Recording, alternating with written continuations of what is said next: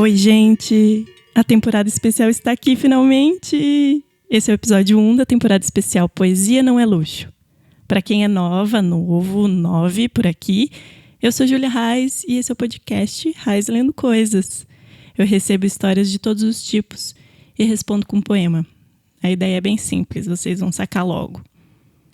A temporada especial Poesia Não é Luxo tem esse nome baseado num ensaio da poeta estadunidense Audre Lorde, que saiu aqui no Brasil num livro chamado Irmã Outsider, que foi publicado pela editora Autêntica, com tradução da Stephanie Borges, sempre importante a gente falar da pessoa que traduziu.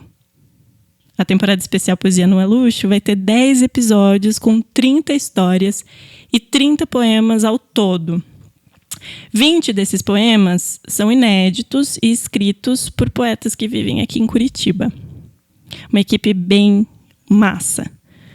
Toda quinta-feira vai ter episódio novo aqui, onde você escuta nas plataformas de streaming e também no YouTube, essa é a novidade.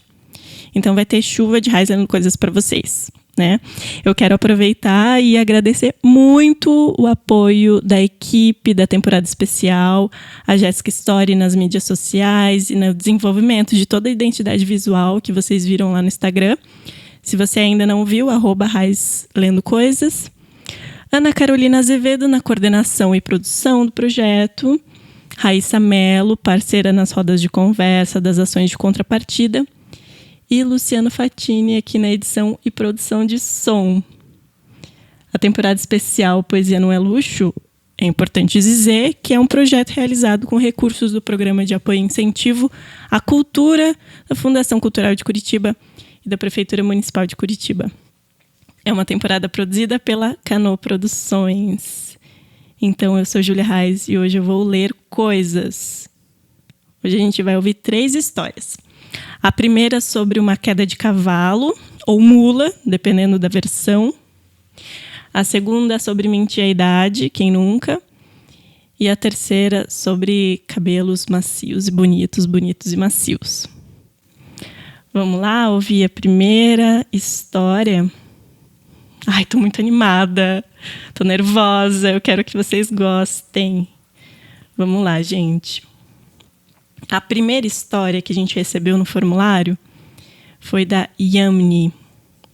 A Yamni escreveu assim para o Reis Lendo Coisas. Minha avó nasceu em Chirivel, numa região do interior da Espanha. O que a fez entrar em um navio rumo ao Brasil aos 25 anos e com 3 filhos pequenos é uma história muito doida. Essa história inclui um acidente, um esposo muito equivocado e uma ideia fixa. E um cavalo. Ou uma mula, dependendo da versão da história. Gosto mais de pensar que foi uma mula. Depois de um dia comum de trabalho no campo, percorrendo em cima da mula o longo trajeto entre a área da plantação e a casa, feita de alvenaria e pedra, deu-se que o animal se assustou com algum barulho e saiu em disparada. Minha avó caiu de cima do lombo e, por levar a mão amarrada na corda que guiava a mula, foi sendo arrastada por incontáveis metros em alta velocidade. Se quebrou toda, né? Ficou muito tempo de cama, inteira lascada, num longo processo de recuperação de ossos fraturados, na precariedade da medicina da década de 40. Esse foi o acidente. E essa foi a participação da mula no ocorrido. E logo nos primeiros dias de cama, o meu avô, dando de comer na boca, já que ela não conseguia nem erguer uma colher, disse: mas você também, né, insistindo em andar para cá e para lá em cima do animal? Se fosse no Brasil, isso não tinha acontecido, porque no Brasil as mulheres não andam de cavalo. Essa é, evidentemente, a parte da história que inclui um marido muito equivocado. De onde meu avô tirou essa informação de que no Brasil as mulheres não andavam de cavalo, ninguém sabe. É uma frase que nunca saberemos a origem. Temos que levar em conta ainda a possibilidade da origem ser aquele exato instante em que ele a pronunciou. Ou seja, é provável que ele tenha inventado a frase para convencer a minha avó a não andar mais montada em bicho. De todo modo, tendo ouvido isso já nos primeiros dias da longa recuperação, minha avó guardou na cabeça uma certeza. Se morasse no Brasil, não teria se acidentado, porque lá as mulheres, enfim. Alguns poucos anos depois, com as tristes consequências da Guerra Civil Espanhola, envolvendo fome, medo, os dois decidiram ir embora da Espanha. E no primeiro segundo de conversa sobre para onde iriam, minha avó afirmou de supetão: "Vamos para o Brasil." Ai, Yamni.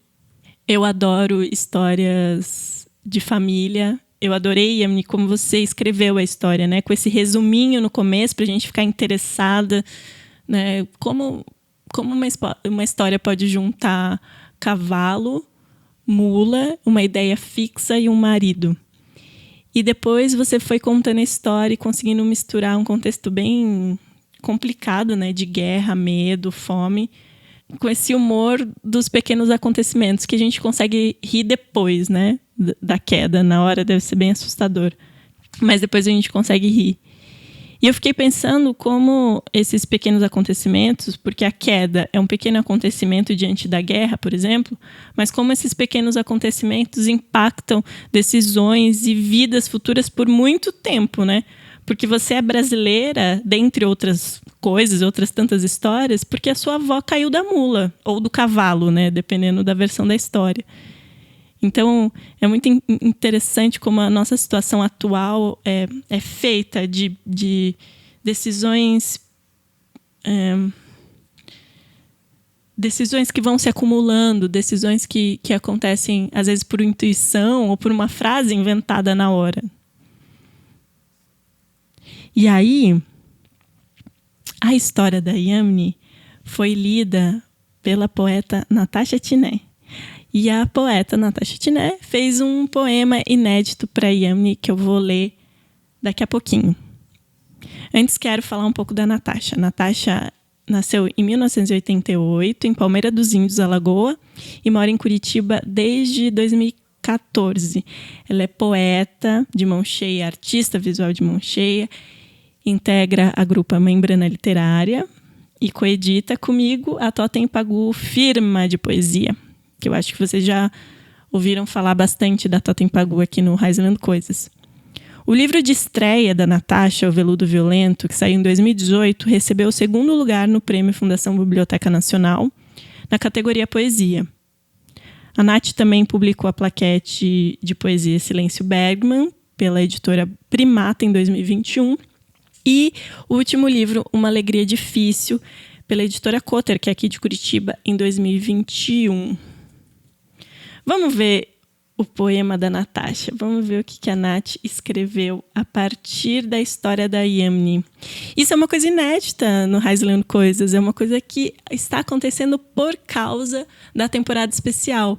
Então, as poetas radicadas aqui em Curitiba, que circulam por aqui, que moram, vivem por aqui, receberam histórias de pessoas, de mulheres e pessoas não binárias, e escreveram poemas inéditos. Então é essa troca poética que a gente está investindo aqui na Poesia Não É Luxo.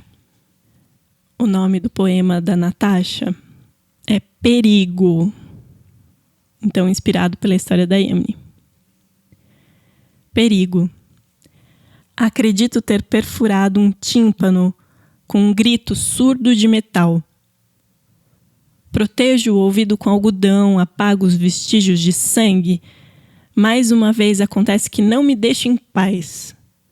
Ao sair de casa, meu marido me olha. A porta ainda um livro entreaberto em suas mãos. Se cuide, ele diz. Acho que desconfia que o perigo sou eu.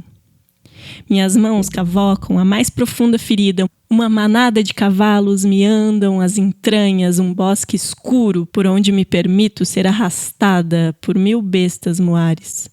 Os músculos febris da terra me devoram, meu corpo resiste à mais dura queda, meu amor. Tudo isso dói como uma pedra.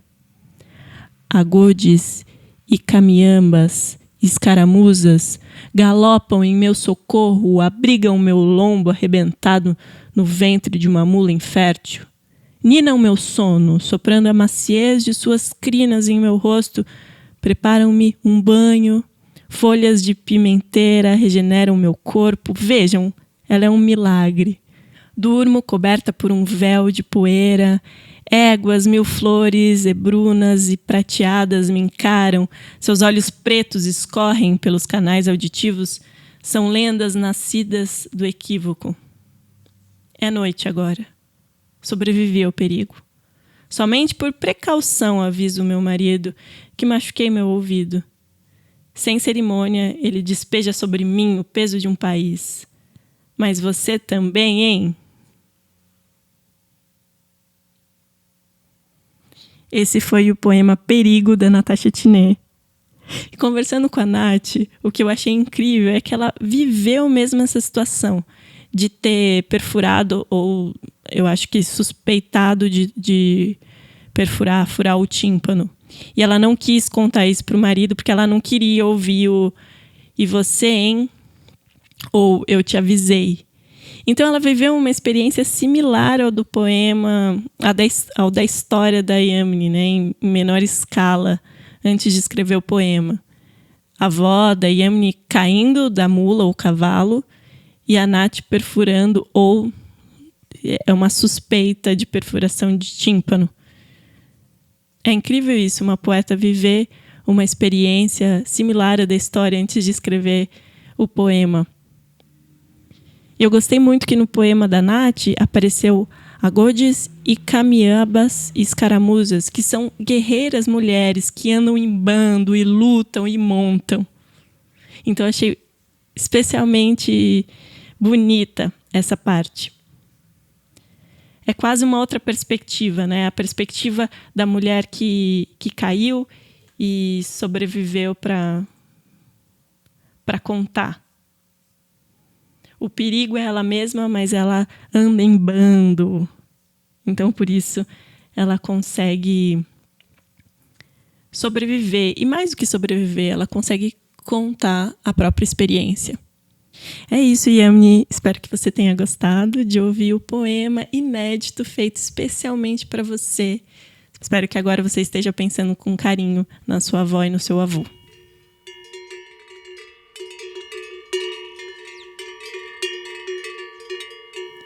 Vamos para a segunda história? A segunda história de uma pessoa anônima. Eu adoro, gente, eu adoro receber histórias de pessoas anônimas. Por favor, mandem e escondam o próprio nome, que é muito emocionante. Vamos lá. Ela escreveu o seguinte: eu conto idades diferentes, minhas, para as pessoas. Às vezes eu nem penso, sai a resposta no momento. E às vezes não lembro mesmo qual ano condiz com o do meu nascimento biológico. Recentemente aconteceu um encontro importante na minha vida, de intimidade bonita.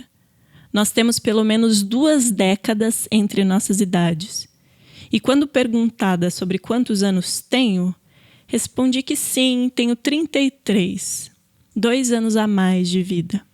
Desde então, já vivemos muitas coisas juntos e a lacuna de meus 2 anos a mais continua ali, acompanhando o tempo, como um cachorro que te acompanha na estrada, disposto a ir até o fim.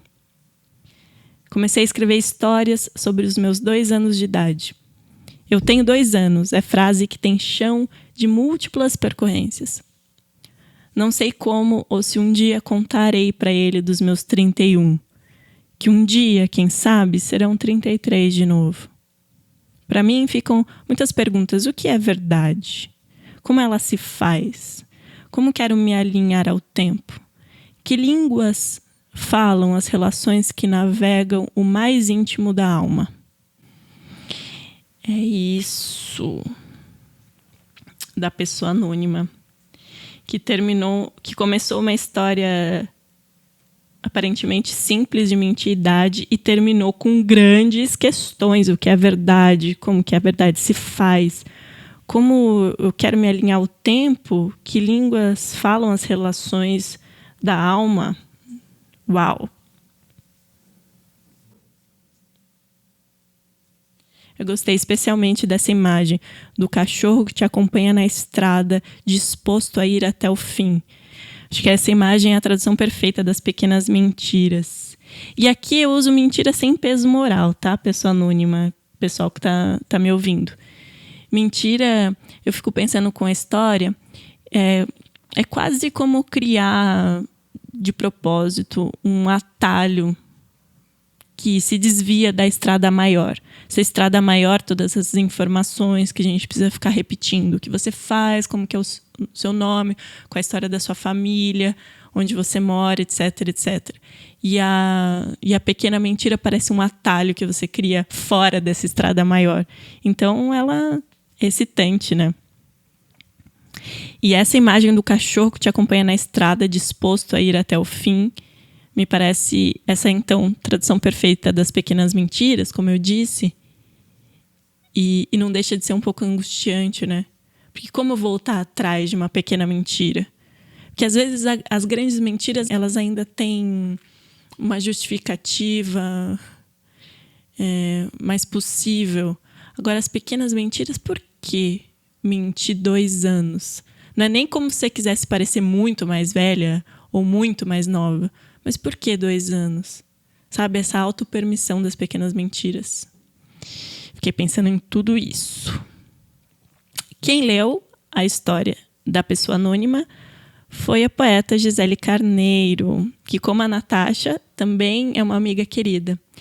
A Gisele Carneiro é professora, revisora, escritora, poeta. Participa de discussões relativas ao campo da diversidade e da educação para as relações étnico-raciais. Ela participou como artista residente na Residência Artística sobre Estar Viva, de 2022, resultando na produção do vídeo performance Corpo Riacho. Corpo Riacho também é o nome de um poema muito bonito da Gi. Gisele publicou seus primeiros escritos literários na revista Pausa na Rede, com os títulos Mãe, Pátria, A Janela e Da Folha à Existência, Contos. Isso foi em 2020 e 2021. E também a Gi, junto com a Nath, junto comigo e mais um bando de gente legal, é integrante do coletivo Membrana Literária desde 2022. Vamos ver o que a Gisele escreveu para a pessoa anônima. Aqui, poema da Gisele, sem título. Me olhou como quem entende o contar das coisas, datado do nascimento de Cristo. 33 eu disse que tenho. Não saberia carregar nos ombros a extensão do tempo contida nas abreviações que se ajustam, impares. Ouço jazz, descanso desejos, enquanto tateio com a ponta dos dedos, enquanto tateio com a ponta de meus dedos o chão que percorreremos desde que contei 33. Pensei em como seria juntar na palma das mãos os 33 que não tenho e guardá-los, em vidro translúcido, dar a ver a falta. Ou como seria ter a existência sentada no posterior ao nascimento, datar-se em outra estação, dizer, tenho 33 verões, quando em verdade o inverno colheu o primeiro sopro dos pulmões. Acaricio meus teus pés como se peregrinos fossem, acolho-os piedosa no aconchar de minhas mãos, ladeio-me a ti, me alinho a seu tempo, dilatado do meu. Fecho meus olhos, invento de estar junto às folhas de palmeira, salgueiro, oliveira, queimar em domingo de ramos, me ocupar de você, feito fumaça, me entranhar em você como fumaça, soprar em línguas, volto na quarta-feira. Eu amei esse poema da Gi. Ele é muito sensual, né? Não necessariamente sexual, mas a sensualidade das sensações, né? Os cheiros, a memória olfativa, auditiva, visual desse ritual. Conversando com a Gi sobre o processo desse poema, a Gi me falou que ela gravou a história para ouvir outras vezes. Ela gravou a própria voz, né? com essa história da pessoa anônima. E ela ouviu outras vezes e na gravação ficou com um eco. Então esse processo de gravar o poema fez agir, se transportar para esse lugar da igreja, uma igreja vazia, sem ninguém, onde a gente ouve o eco, tem o cheiro do incensário, da fumaça. Então ela foi percorrendo essas sensações olfativas, auditivas, visuais desse ritual da igreja. Tudo isso porque ela foi colhendo no poema algumas referências religiosas, né? A idade de Cristo, 33, e aí foi traduzindo isso no ritual do Domingo de Ramos. No final das contas, esse poema então cria um outro ritual, porque eu fiquei pensando na pessoa anônima lendo o poema da Gisele para o amado amante, que tem 2 décadas à frente. Gostei muito que os 2 poemas que a gente leu até agora, da Natasha e da Gisele, envolvem experiências corporais na escrita dos poemas. Então não é uma atividade apenas mental. A Natasha foi lá cutucar o ouvido e perfurou, ou acha que perfurou, o tímpano e começou a sangrar. E a partir disso pensou na relação com o marido, que o marido ia dizer, e fez esse link com a história. A Gisele gravou o poema e ficou com ele ecoando no ouvido e retomou todas essas sensações de um ritual religioso para transformar o poema num ritual, num momento de intimidade entre 2 pessoas que naquele momento estão compartilhando amor. Gostei muito de saber desses processos. Pessoa anônima, espero que você tenha curtido o poema da Gisele.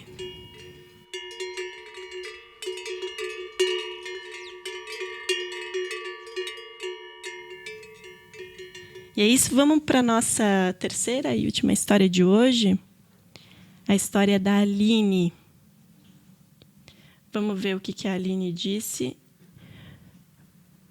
para o Raiz Lendo Coisas.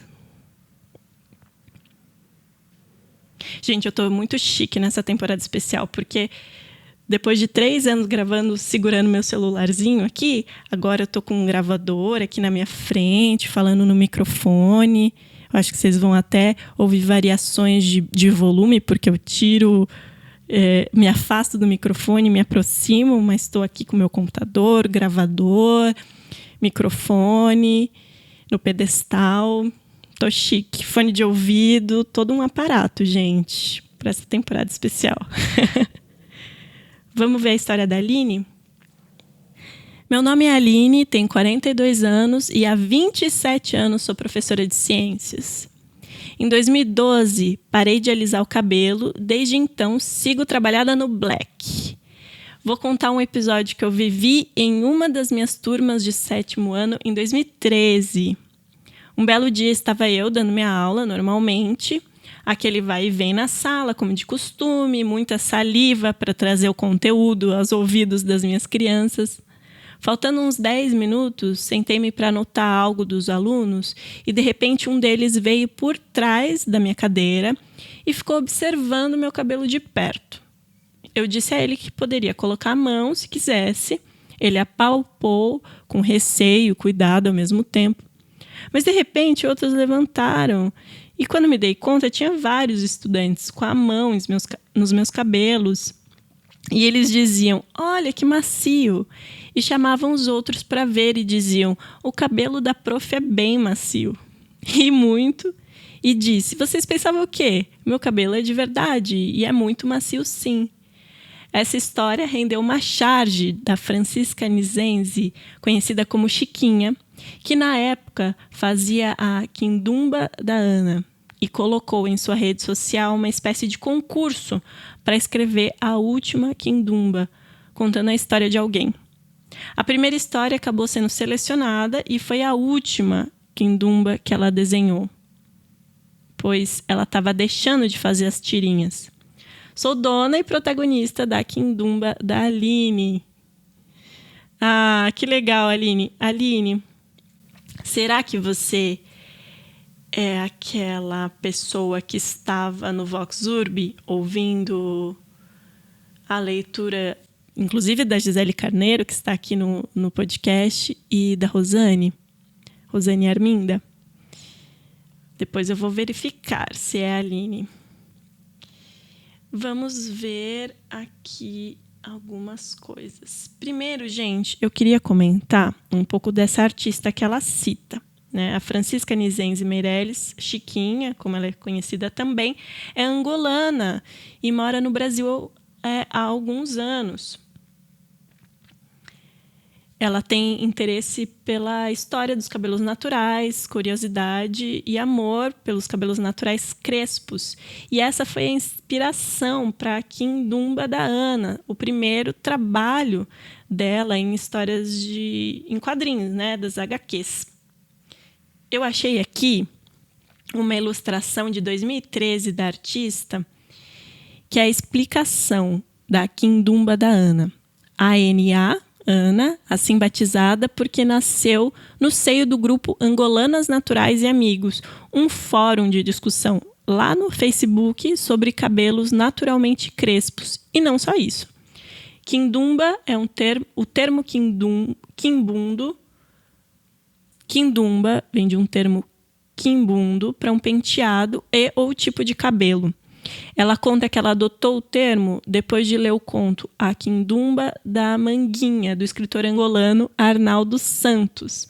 Outro termo que ele usa para definir cabelo é jimbumba. E assim nasceu esse quadrinho da artista Francisca Nizenze Meirelles, ou Chiquinha. É bem fácil de achar outras informações na internet, gente. Então, vão lá pesquisar, que vale a pena ver o trabalho dessa artista citada pela Aline. E aí, fazendo uma pesquisa sobre essa questão do HQ aqui em Curitiba, eu descobri que o primeiro cartunista do Brasil é curitibano e era um homem negro, o João Pedro, conhecido como o mulato, que é uma palavra, né, que a gente não usa mais, né, gente? Vamos acordar para cuspir. Mas o João Pedro, ele nasceu no começo do século XIX, numa época que se usava ainda esse termo, aqui em Curitiba.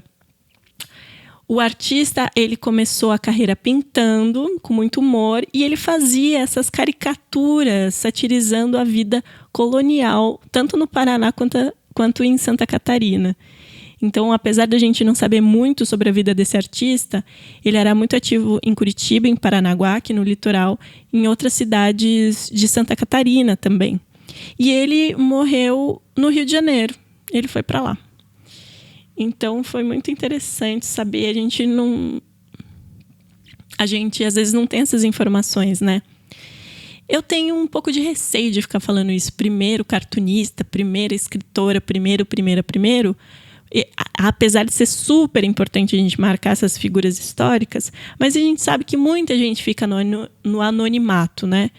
Eu acho sempre bom a gente lembrar que uma escritora, mesmo quando ela não é publicada, ou um cartunista, mesmo quando ele não tem o seu trabalho visto pelo público, ele continua sendo um artista. Ela continua sendo uma artista e uma escritora, mesmo sem publicação.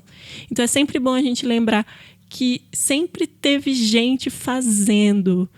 E especialmente aqui no Paraná, é muito importante a gente dizer que sempre existiu gente preta fazendo coisas em várias áreas. Então, quando a gente fala o primeiro cartunista ou a primeira poeta, a gente precisa ter em mente que, com certeza, pessoas anônimas já estavam fazendo esse trabalho. Infelizmente, não tiveram o reconhecimento. Então, é bom...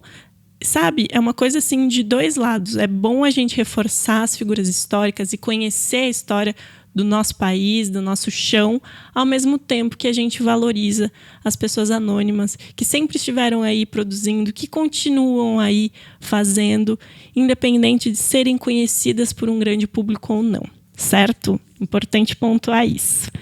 Então, vamos lá. Para a Aline, a gente não vai ter... Para a Aline, eu escolhi ler um poema histórico. Então, assim, eu comentei com vocês que essa temporada especial vai ser composta por alguns poemas inéditos de poetas aqui de Curitiba, certo? Uma equipe muito fina, muito boa, selecionada aqui para a temporada especial Poesia Não é Luxo.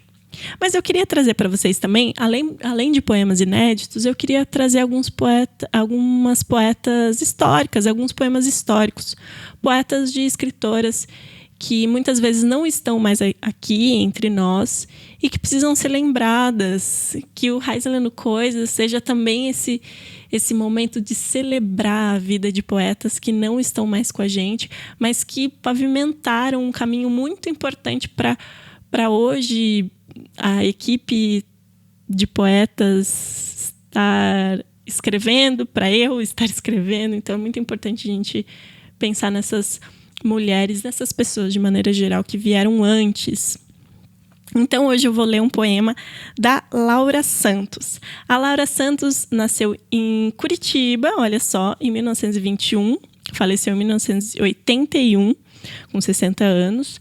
Ela cursou a Escola Normal Júlia da Costa, ingressou no curso técnico de Química aqui, frequentou o curso de Enfermagem de Guerra e ingressou no curso de Saúde Pública, tornando-se visitadora sanitária.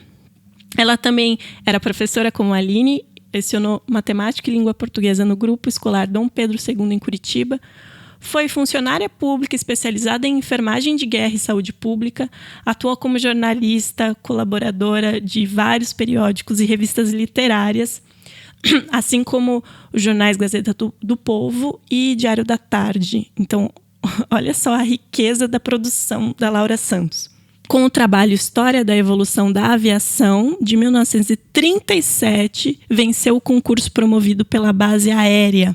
É uma poeta negra que, em 1950, foi sócia fundadora da Academia de Letras José de Alencar. Então, professora, especialista em várias áreas, da área da saúde à matemática e uma poeta premiada, também jornalista. Então, Laura Santos é uma personalidade histórica muito importante. É bom dizer, gente, que eu encontrei alguns fragmentos escaneados de livros da Laura Santos no site da UEM. A UEM é a Universidade Estadual de Maringá, no norte do Paraná. Maringá, onde eu morei por 4 anos, fazendo a minha graduação em Letras, Português. Foi muito, muito, muito importante para a minha trajetória como pesquisadora e como escritora ter estudado na UEM. Esse projeto chamado Índice de Escritoras, que está no site da UEM, é coordenado por uma professora chamada Lúcia Osana Zolim, que foi uma das minhas professoras na graduação. Fiquei muito feliz de encontrar o nome dela aqui de novo. E lá no site da UEM, então, tem alguns dados biográficos, fragmentos e a fortuna crítica da poeta Laura Santos. E aí, algumas besteiras já foram ditas sobre a Laura Santos, na minha opinião, né? O pessoal gosta de ficar reforçando a fortuna crítica, alguns textos, de que ela não era panfletária, que não levantava bandeiras. Assim, coisas bastante problemáticas de se dizer. E por isso, como contraponto, como contradiscurso, eu vou indicar para vocês lerem um texto chamado Por uma Releitura de Laura Santos, do blog Letras Pretas. É um pequeno texto publicado em 2018, bastante relevante para a gente pensar a produção da Laura Santos. E esse texto foi escrito pelo Henrique Marques Samin, pós-doutor, professor da Universidade do Estado do Rio de Janeiro, UERJ, né? Ele é crítico literário e militante antirracista e antissexista. Então, vale a pena conferir o texto por uma releitura de Laura Santos, do Henrique Marques, do professor. Certo, gente? Então, eu vou ler para a Aline hoje um poema da Laura Santos chamado Voar. Voar. E por que eu escolhi voar? Porque tem uma mistura muito interessante de tecnologia, da imagem da aeronave, e vocês viram pela biografia que ela tinha um envolvimento com essa história da aviação lá na década de 30, gente. Olha que visionária, né? Então, é a mistura de tecnologia, então, da aeronave, com elementos naturais. Então, o voar da aeronave se mistura a um voar do pássaro, da pomba. E aí também desejos do deus Pan, um politeísmo que tem. Então, ela envolve essa tecnologia da aviação, que deveria ser muito fascinante ver esses objetos metálicos começando a tomar os céus, junto com o animal, com a pomba, que também é uma tecnologia incrível, né? Pensar nos animais que voam. Com o deus Pan, com toda uma sensualidade envolvendo o deus Pan. Então, eu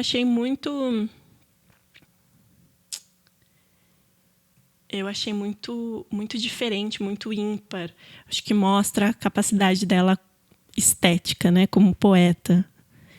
Então, voar vai assim. Nesta manhã de sol, tenho ímpeto de voar na aeronave de um sonho azulho de harmonia e levar no meu seio o teu lúbrico olhar que me inspira beleza e desperta alegria. E que bom é subir e contemplar o mar, o céu, o campo, a luz, neste risonho dia, como a pomba fugir bem distante do lar, livre, embrenhar-me, enfim, no amor, na poesia. Ouvir ébria de vida, ofegando em desejos o Deus Pan, modular canções ternas, sonoras, em sua agreste flauta, ao sussurrar de beijos. E assim toda me invade o anseio de ter asa para poder fruir nessas pagãs auroras o perfume sensual do sonho que me abrasa. Ai, que lindo! Laura Santos! Uma poeta super importante para Curitiba, do século XIX, escrevendo esse poema de liberdade. Eu amei, espero que você tenha gostado também, Aline. Então, terminando com Laura Santos, esse foi o primeiro episódio da temporada especial Poesia Não é Luxo. A gente se encontra novamente na próxima quinta-feira, espero vocês. Eu sou Júlia Reis e eu vou continuar lendo coisas. Beijinhos!